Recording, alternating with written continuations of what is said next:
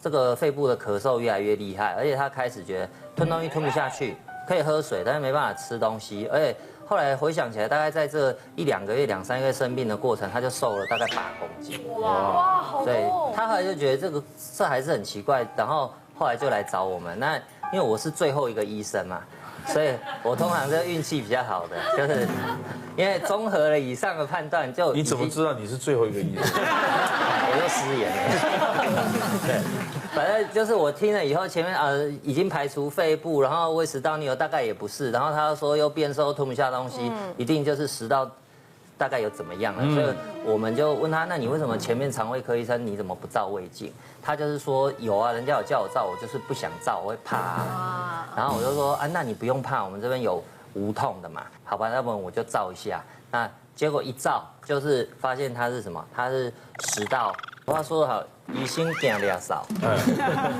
我们医生最怕吃咳嗽，因为很难医好啦。大部分最常见的3大就是胃食道逆流，刚刚讲的鼻涕倒流，或有的是小儿气喘，它是慢性咳嗽。当然，所以我们有经验肠胃科就会先朝这3个查，但是有时候会踢到铁板。比如说简单分享一个案例，我有一个病人，他是一个58岁男性，他本身就是抽烟嘛，那他就是常常干咳，所以就去看就是胸腔科医生就说这个是慢性阻塞肺病，就开药吃，没效。然后后来他要上网查一查，说不对啊，假如是抽烟咳嗽会有痰啊，我都是干咳，然后我常常胃食道逆流，胸口不舒服，他就找了一个肠胃科看了3、4个月也吃药没好，就有一次他就无缘无故就突然得了肺炎，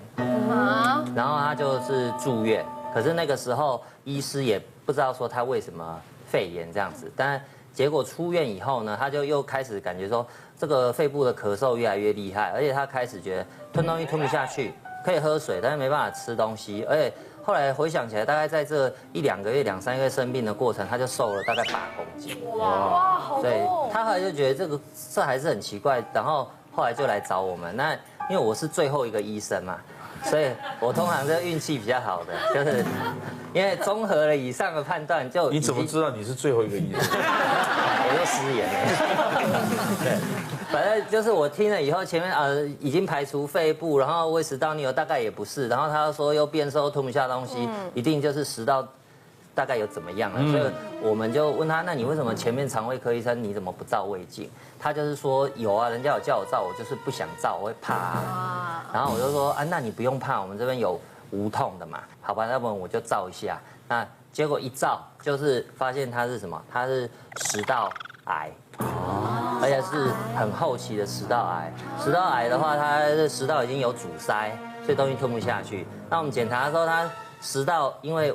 食道癌往外扩散，刚刚前面的那个中医师有说，食道跟气管其实靠在一起，一前一后，那个食道癌的肿瘤就吃穿了食道，然后又把气管吃穿了，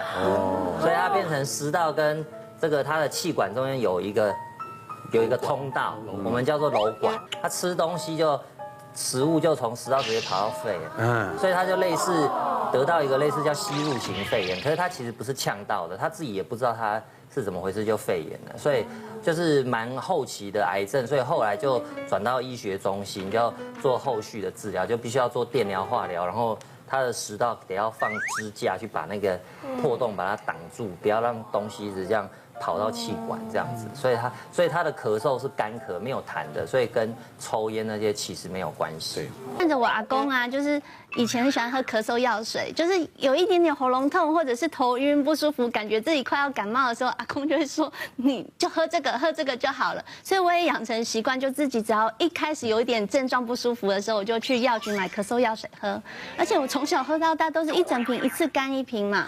而且真的，后来我甚至觉得医师不是我们常常医院开药是1日3餐嘛，3餐饭后，所以我饭后自己都再干1瓶哦。后来我到前阵子，因为现在疫情关系，所以药局也比较严谨一点了，所以我一次会想说啊，现在不想太常出门，所以我一次就跟药剂师说，我想要12瓶咳嗽药水。药剂师就说，等一下，你这个是要买给家中长辈的吗？是不是要囤药什么的？我还没回答的时候，还好他下一句马上自己就紧接着说，这个就很多老人家用药都过量，他们都依赖这个咳嗽药水，什么讲了很多，我心里很慌，我就想说那是本人啊，我就听，后来他还给我看瓶身，我才想说，我从小喝到大，我没有看过他瓶身。他说一次8ml，后来就是大概一瓶60ml可以喝到7次，所以是2天大概喝完1瓶的分量。我还想，我去出外景的时候，因为我真的觉得这真的是万灵丹的药。后来我就是要出外景，大家要上船嘛。后来出海，我怕大家会晕船，尤其摄影师绝对不能晕船，因为扛机器很重，后来就是怕不舒服，所以我就也是买了大家的分，一人分1瓶。上船说干杯，后来大家也不疑有他，大家也都是整瓶喝，所以我发现很多就是大家自己买的药的时候都没有注意到那个剂量的问题，我也是最近才发现哦，原来不是这样。今年去多伦多开世界肺癌大会的时候，其实在这个荷兰、比利时，他们有做过一个全国性的研究。那他发现说，对于高危险群，所谓高危险群，譬如说有抽烟的病人，哦，或者是说你家族史，譬如说是2等亲到3等亲之间有肺癌的病史，尤其是兄弟姐妹，譬如说你的兄弟姐妹有肺癌病史的病人，这群病人拿去做筛选，其实可以降低把这个第4期，就是你一开始发现第4期的几率降低26%。低剂量的电脑断层针对那些高危险族群，你真的可以去做一下。是，像我阿嬷就是那种农村妇女，就住在那种田中央那种很偏远的地方，然后她以前就是生活都很简单，然后不烟不酒，就是那种你们可以想象她5点多就起床，然后一整天就是做田什么的，唯一可以接触到的致癌物就只有做菜。可是重点是他做菜，他也不是说整天在做菜，因为有其他的一些我阿庆妈什么都会帮忙。那我阿公也没有抽烟，什么都没有。因为乡下地方他们不会像我们的观念会觉得说，哎，要去做健检。对，那以前的老人家都觉得说他身体真的有状况，他们才会想要去看医生。然后是到有一次年纪很大，他有一天就一直咳。然后咳就想说，哎，怎么咳嗽拉肚子？所以他就去附近的比较市区一点的那种小诊所去检查。就检查之后发现，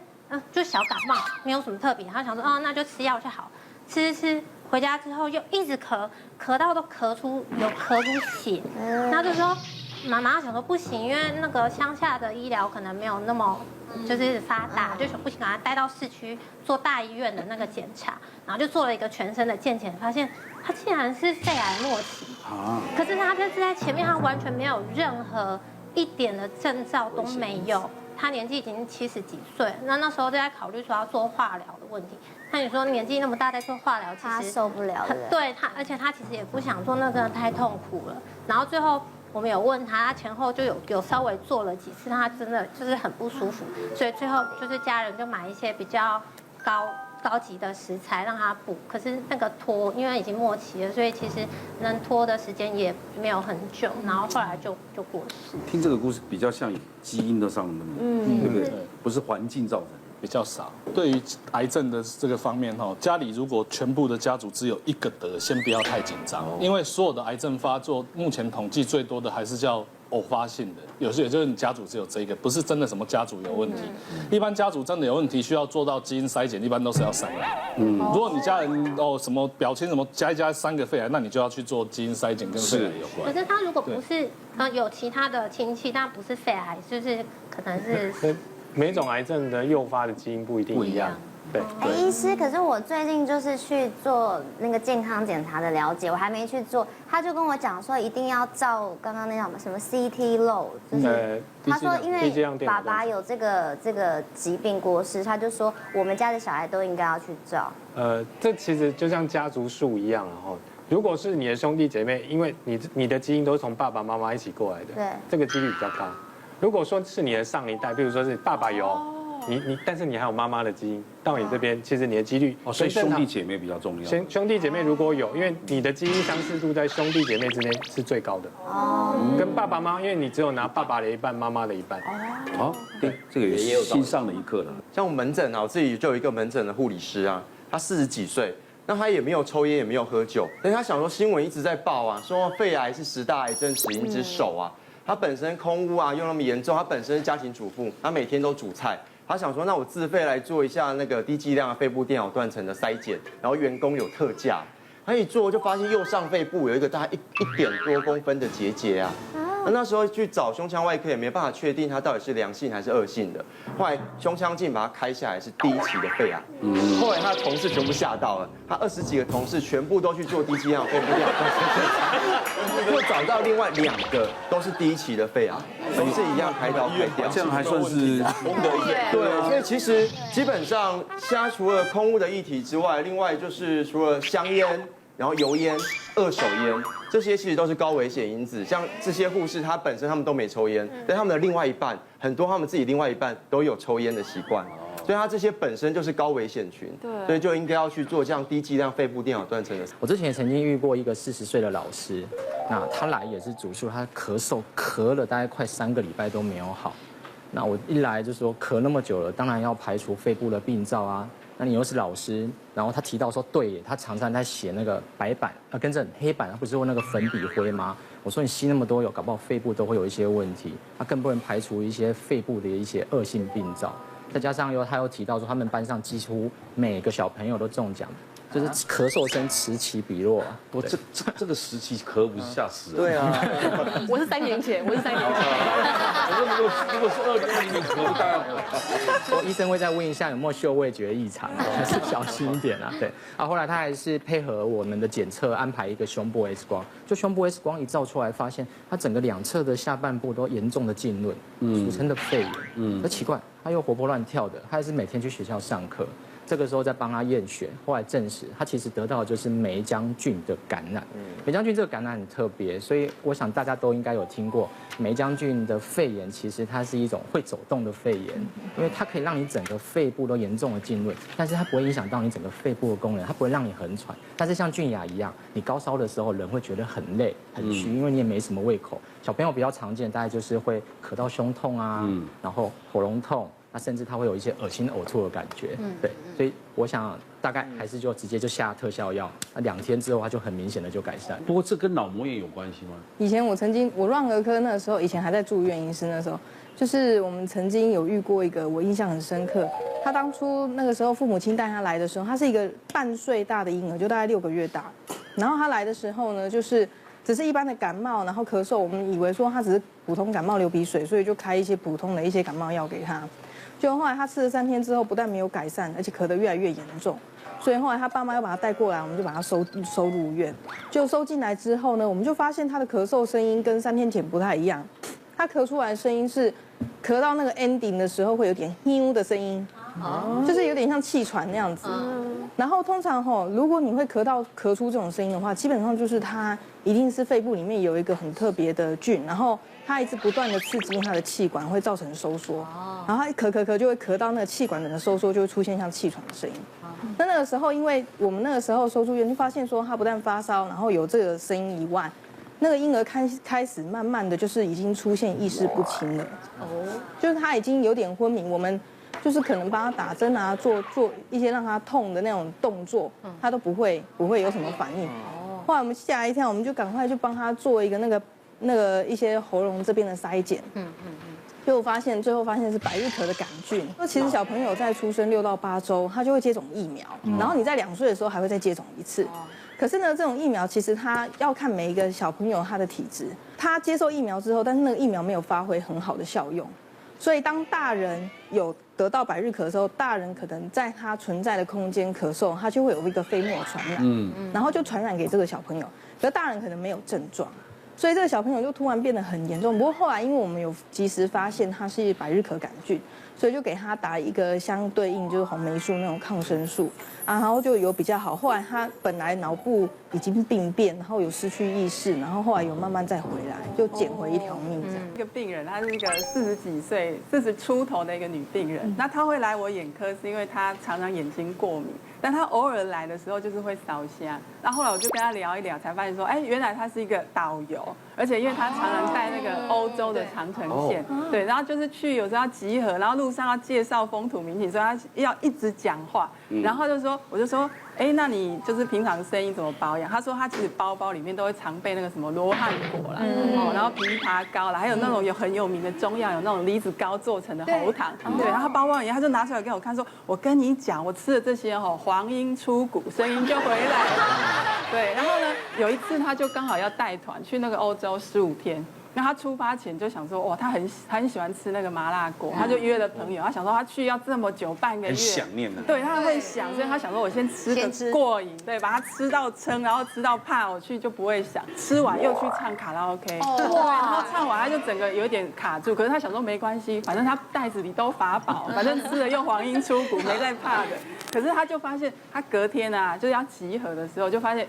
有点讲不出声音。然后等到那边去的时候，就发现情况越来越糟。然后他就把那些法宝，就每一个都吃一堆。可是他发现，隔了1-2天，就声音越来越沙哑。还好他团员也人都蛮好，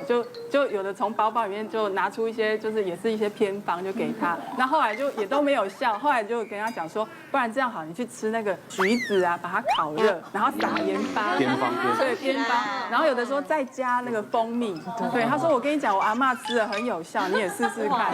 对，然后他就吃，可是就都没有效。那后来刚好里面有人带那个消炎药，就像刚刚那个医师讲，就是有那个类固醇，就他吃的还是没有效。后来就撑了15天，那他后来几乎都用笔的。对，那回到台湾就很担心，他拿不到小费，还好他团员人都还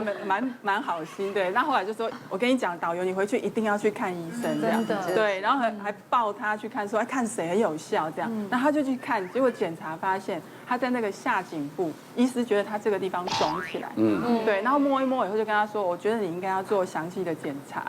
对。结果一检查，居然是甲状腺癌，癌症癌哦。这个癌症现在已经名列在我们台湾的10大的癌症的发生率里面。咳嗽持续1-2个月，结果最后竟然是这个肺腺癌。对，我们是肿瘤治疗科，主要做放射治疗，所以我们科病人基本上都是有诊断出是有癌症的啦。对，可是关于肺腺癌还是要讲一下，因为它是10大癌症里面死亡率第1名的就是肺癌。对，我那天听人讲，我一直以为这个肺腺癌不是很严重的，他说这个癌很凶哎，很凶啊。对，而且现在在台湾哦，尤其是女生啊，80%的女生肺癌都是肺腺癌。大家觉得肺癌就是跟抽烟相关嘛？可是台湾的肺腺癌有1半以上都不抽烟哦。但不是，那是厨房啊，PM2.5、空污啊那一些的，甚至是你譬如说家人有啊，你小孩很容易也会有。基因上。对，基因多多少少也是有一些问题的。它最可怕的地方就是在于它一开始你什么事也不会有感觉的，因为你想一个肺里面一个0.5公分的肿瘤，你绝对不会有任何不舒服啊。一旦有痛，它就已经非常有可能已经很大颗啦，因为你已经在你肺部长到4-5公分，你开始咳嗽，靠近气管就甚至有人会咳血。别忘了订阅我们的 YouTube 频道，并按下小铃铛看我们最新的影片。如果想要收看更精彩的内容，记得选旁边的影片哦。